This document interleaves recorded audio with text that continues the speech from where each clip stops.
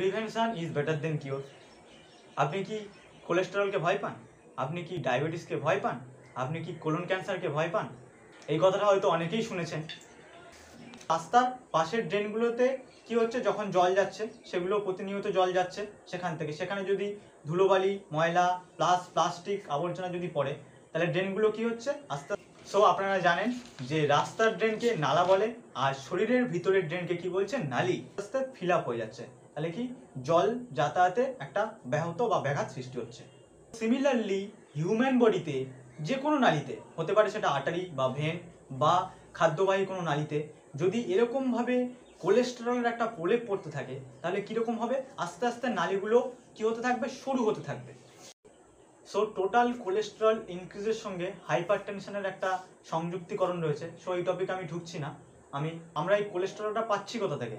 নিশ্চয়ই আমাদেরকে বাইরে থেকে ইনটেক করতে হচ্ছে, তারপরেই কোলেস্টেরলটা পাচ্ছি। এটা তো আর বডিতে তৈরি হচ্ছে না, এটা আমাদের বাইরে থেকেই ইনটেক করতে হচ্ছে। কোলেস্টেরলটাকে যদি শরীরে আমরা অ্যাবজর্ব করতে না দিয়ে সেটাকে যদি আমরা বাইরে বার করে দিই, তাহলে কেমন হবে? এবং এক্ষেত্রে শুধু এটা নয় যে কোলেস্টেরল আমাদের শরীরের প্রয়োজন নয়, তা নয়। কোলেস্টেরল আমাদের শরীরের প্রয়োজন কিছুটা ক্ষেত্রে।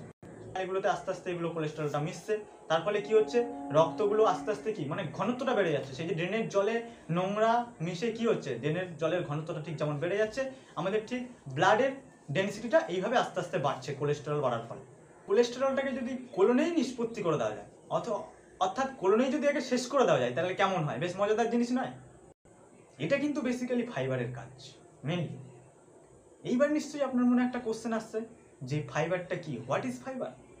এখন ফাইবারটা পাওয়া যায় ঢেঁকি ছাড়া চাল থেকে, যে কোনো শাকসবজির খোসা সেখান থেকে। কিন্তু আমরা কি আজকের দিনে দাঁড়িয়ে ঢেঁকি ছাড়া চাল কি খাচ্ছি কেউ? বা সবজি কি খোসা ফেলে দিয়ে সবজিটা খাচ্ছি? খাচ্ছি আমরা এখন সবাই অভ্যস্ত হয়ে গেছি রিফাইন্ড খাবার খেতে। রিফাইন্ড খাবার বলতে কি, পলিশ খাবার। চাল কি খাচ্ছি? পলিশ চাল। তারপরে আটা খাচ্ছি না, গম, অ্যাকচুয়ালি ময়দাটা খাচ্ছি। কিন্তু ওই গম থেকে যে আটাটা হচ্ছে, সেই আটার মধ্যেও ফাইবার রয়েছে। কিন্তু আটাটা কি করছে, আটাটা আবার চেলে যে খোসা শুদ্ধ যেটা রয়েছে সেটাকে আবার ফেলে দিয়ে খাচ্ছি। অ্যাকচুয়ালি ফাইবারটাকে বাদ দিয়ে সেটা খাচ্ছি। প্লাস সবজির কি খাচ্ছি, ছালগুলো বাদ দিয়ে খাচ্ছি, কিন্তু অ্যাকচুয়ালি ফাইবার ওটাতে পাওয়া যায়। আপনি যেরকমভাবে খেলেন সেরকমভাবেই শরীর থেকে বেরিয়ে গেল। তাহলে আপনার কোশ্চেন আসতেই পারে যে তাহলে উপকারটা কি হলো, কেন আমি খেলাম? সো এইখানেই আপনাদেরকে জানতে হবে যে ফাইবার কতটা গুরুত্বপূর্ণ একটা হিউম্যান বডির জন্য। Indian council of medical research সবাইকে রেকমেন্ড করছে কি, যে একজন প্রাপ্তবয়স্ক মানুষের প্রতিদিন 40 গ্রাম করে ফাইবারের প্রয়োজন। পাচ্ছেন যে এটা কতটা গুরুত্বপূর্ণ জিনিস। সো আমি এটা আজকে ডিটেলে আলোচনা করব। প্রতিদিন খাদ্যে কি কি দরকার আছে, প্রোটিন, ভিটামিন, ফ্যাট থেকে শুরু করে কার্বোহাইড্রেট থেকে শুরু করে সব কিছুই দরকার আছে। তাহলে আমরা কি করছি, ধরো বিরিয়ানি, সাপোজ বিরিয়ানি খেতে খুব ভালো লাগছে, প্রচুর খেয়ে নিলাম, কিন্তু ওই যে এক্সেসিভ যে কোলেস্টেরলটা সেটা কোথায় যাবে? শরীরে অ্যাবজর্ব হচ্ছে। খাওয়ার টেবিলে কি থাকছে, প্রতিটা সবজি তেমন কম, আমরা আলু খাচ্ছি বেশি, ভাত খাচ্ছি, সেগুলোতে প্রচুর পরিমাণে কার্বোহাইড্রেট থাকে। প্রতিদিন তো আপনি অত মেপে খেতে পাচ্ছেন না, কোনোদিন হয়তো কোনো জিনিস বেশি খেয়ে নিচ্ছেন, যেমন কার্বোহাইড্রেট হয়তো আজকে বেশি খেয়ে নিয়েছেন, বা হয়তো দেখা গেল নেক্সট দিন আপনি হয়তো কোনো ফ্যাট জাতীয় জিনিস বেশি খেয়ে নিচ্ছেন।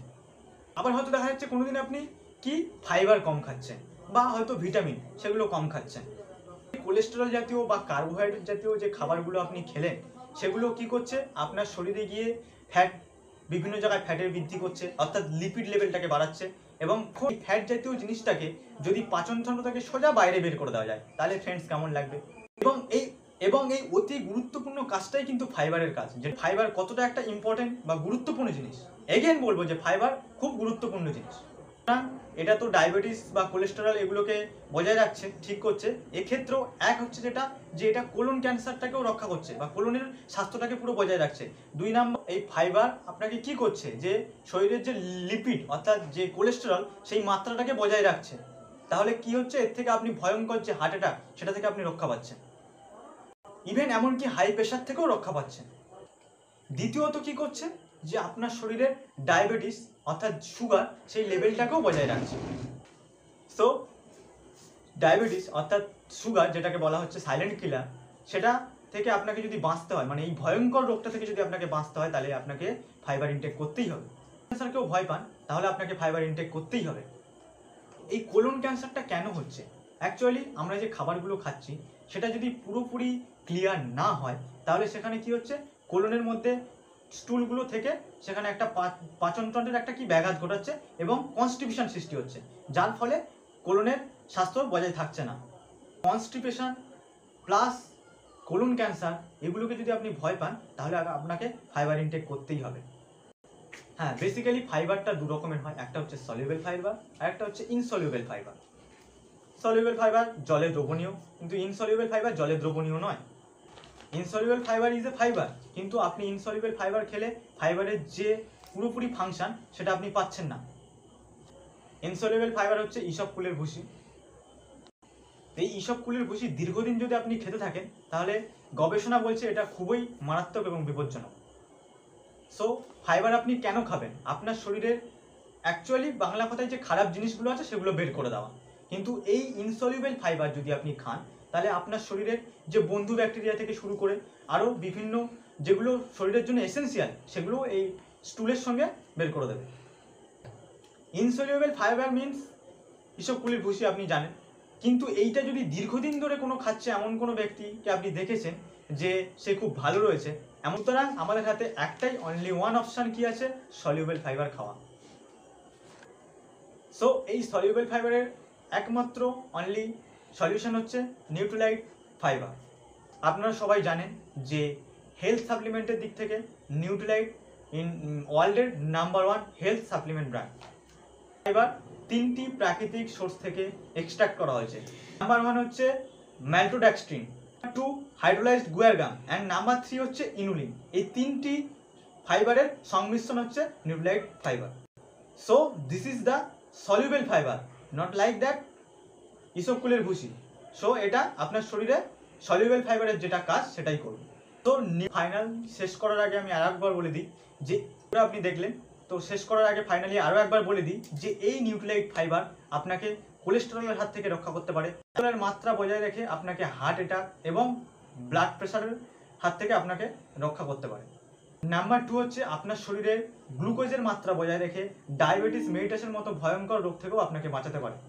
নাম্বার 3 ফাইবার আপনার পাচনতন্ত্র অর্থাৎ যে ফুল সিস্টেমটা রয়েছে তার মধ্যে যে কোলন মেন সেটা স্বাস্থ্যটাকে বজায় রাখতে সাহায্য করে এবং ইভেন কোলন ক্যান্সার থেকে আপনাকে রক্ষা করছে। নর্মালাইজ বাউল সিস্টেম অর্থাৎ যাদের কনস্টিপেশন আছে সেখানেও আপনাকে এই ফাইবার অনেকটা হেল্প করবে। নাম্বার 5 আলসারের ক্ষেত্রেও ফাইবারের অনেক অবদান রয়েছে। গ্যাসের প্রবলেম রয়েছে তাদের ক্ষেত্রেও ফাইবার একটা এসেন্সিয়াল এলিমেন্ট। সো এই নিউট্রিলাইট ফাইবারের এক স্কুপ ফাইবারের মধ্যে প্রতিদিন আপনার শরীরে 10 গ্রাম করে ফাইবার ইনটেক হবে। তো এটা 250 গ্রাম জলে এই এক স্কুপ ফাইবার নিয়ে আপনি খেতে পারেন, কোনো অসুবিধা নেই। ফাইবার আপনি দিনে 2 বার খেতে পারেন। সকালে ঘুম থেকে উঠে আপনার যদি আলসার থাকে তাহলে আপনি 1 গ্লাস জলের মধ্যে গুলে সেটা খেতে পারেন এবং রাত্রে ঘুমাতে যাওয়ার আগে আপনি 1 গ্লাস জলের মধ্যে ফাইবারটা খেতে পারেন। এবং আরেকটা ভাইটাল জিনিস যেটা যে আপনাকে প্রচুর পরিমাণে জল খেতে হবে ফাইবার খাওয়ার পরে।